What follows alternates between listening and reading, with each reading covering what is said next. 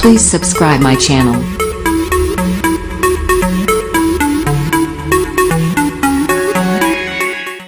Good morning friends, मैं प्रशांत श्रीवास्तव आपका प्रशांत education centre में आपका हार्दिक स्वागत करता हूं। जैसा कि आपको पता है कि हमारे इस चैनल पर संविदा शिक्षक वर्ग 3 और आरआरबी एनटीपीसी 2020 की तैयारी करवाई जा रही है, जिसमें हम आज की क्लास में लाए हैं मैथ, और इसकी पहली क्लास में गणित हम पढ़ चुके हैं एक बार, जिसमें हमने पढ़ा था संख्या पद्धति। तो संख्या पद्धति में कुछ परिभाषाएं हो चुकी थी और आज हमको भी कुछ परिभाषाएं फिर से देखनी है। तो चलिए देखते हैं। उसमें से पहला है सम संख्या। कल हो गया था प्राकृत संख्या, हो गया था पूर्णांक, हो गया था पूर्ण संख्या, हो गया था। और आज देखते हैं सम संख्या। सम संख्या क्या होती है? सम संख्या पहले समझ लीजिए। सम संख्या ऐसी संख्याएं, ऐसी प्राकृत संख्याएं जिनमें 2 का पूरा पूरा भाग चला जाए, यानी वो संख्याएं, ऐसी प्राकृत संख्याएं जो पूरी तरह से 2 से विभाजित हो जाएं, उनको क्या कहते हैं? सम संख्याएं कहते हैं। जैसे देखिए 2, 4, 6, 8, 10, 12, 14, 16, 18 या 20, मतलब फिर बहुत सी हैं। तो कहने का मतलब कि ऐसी प्राकृत संख्याएं जिसमें 2 का पूरा पूरा भाग चला जाए, या ऐसी संख्याएं जो 2 से पूरी तरह से विभाजित हो जाएं। जैसे आप देख लीजिए, यहाँ पे लिखने की जरूरत नहीं है, हमने बता दिया आपको, तो आप इसको नोट कर लीजिएगा, समझ लीजिएगा। और ये उदाहरण है, ठीक है ना, सम संख्याओं का उदाहरण है।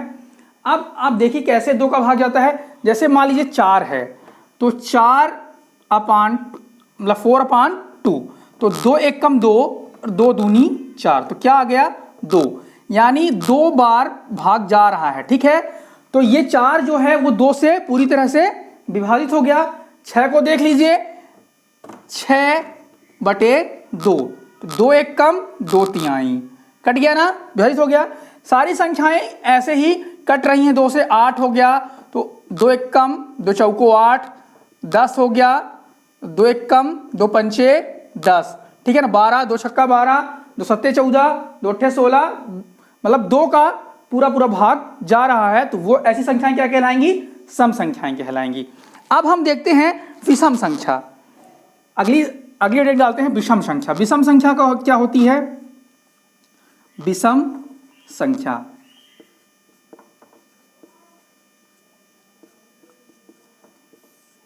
विषम संख्याएं सुन लीजिए, ऐसी संख्याएं, ऐसी प्राकृत संख्याएं जिसमें 2 का भाग ना जाए, यानी 2 से वो विभाजित ना हो, ऐसी संख्याएं विषम संख्याएं कहलाती हैं। एक बार फिर सुन लीजिए, ऐसी प्राकृत संख्याएं जो 2 से विभाजित ना हो, वो विषम संख्याएं कहलाती हैं। जैसे देखिए 3,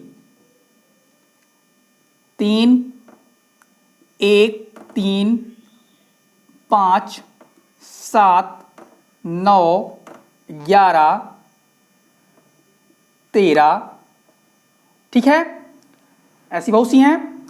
तो ऐसी संख्याएं जिनमें से 2 का भाग ना जाए, यानी 2 से विभाजित ना हो, ठीक है ना, तो ऐसी संख्याएं क्या कहलाएंगी? विषम संख्याएं कहलाती हैं। आप देख सकते हैं कि क्या 3/2 करने से 2 का भाग 3 में चला जाएगा? नहीं जाएगा ना, नहीं कटेगी 3।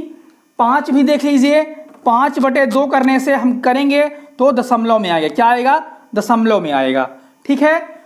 7 भी ऐसे ही 2 से नहीं विभाजित होगा, 9 भी नहीं होगा। तो ये हमारी संख्याएं कैसी हो गई? विषम संख्याएं हो गई।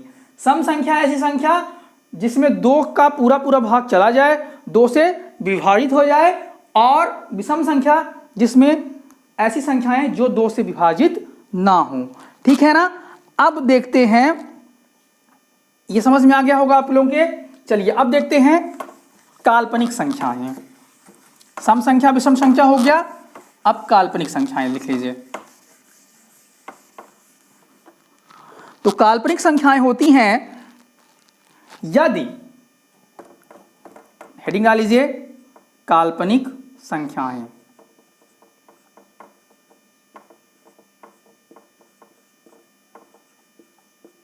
काल्पनिक संख्याएं।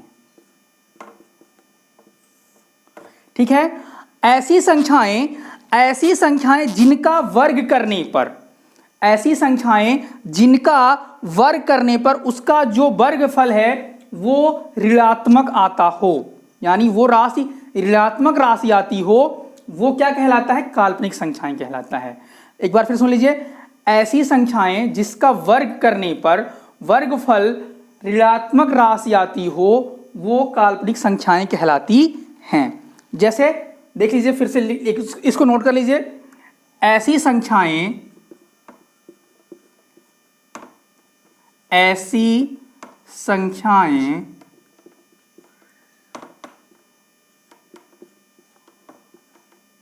जिनका वर्ग करने पर वर्गफल कोई ऋणात्मक राशि हो, कोई ऋणात्मक राशि हो, ऋणात्मक राशि हो तो ऐसी संख्याएं काल्पनिक संख्याएं कहलाएंगी। ऐसी संख्याएं काल्पनिक संख्याएं कहलाएंगी।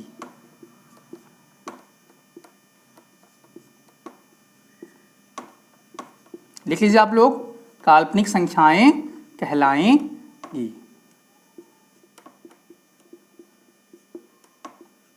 आप लोग इसका स्क्रीनशॉट भी कर सकते हैं, ठीक है ना। तो हम जैसे कह रहे थे कि जैसे मान लीजिए कोई संख्याएं रूट में है, कोई संख्या जैसे देख लीजिए कोई संख्या रूट में है और ये माइनस में है, क्या है? माइनस में है। तो जब हम इसका वर्ग करेंगे तो क्या होगा? भागफल जो मतलब जो वर्गफल आएगा वो क्या आएगा? वो आएगा -3। क्या आएगा? -3। तो ऐसी संख्या जो रूट में आती हैं वो भी माइनस पे आती हैं वर्ग करने पे, तो ऐसी संख्या क्या कहलाती हैं? काल्पनिक संख्याएं कहलाती हैं। अब अगली हेडिंग डाल लीजिए, वास्तविक संख्याएं। ऐसे डाल लीजिए वास्तविक संख्याएं। वास्तविक संख्याएं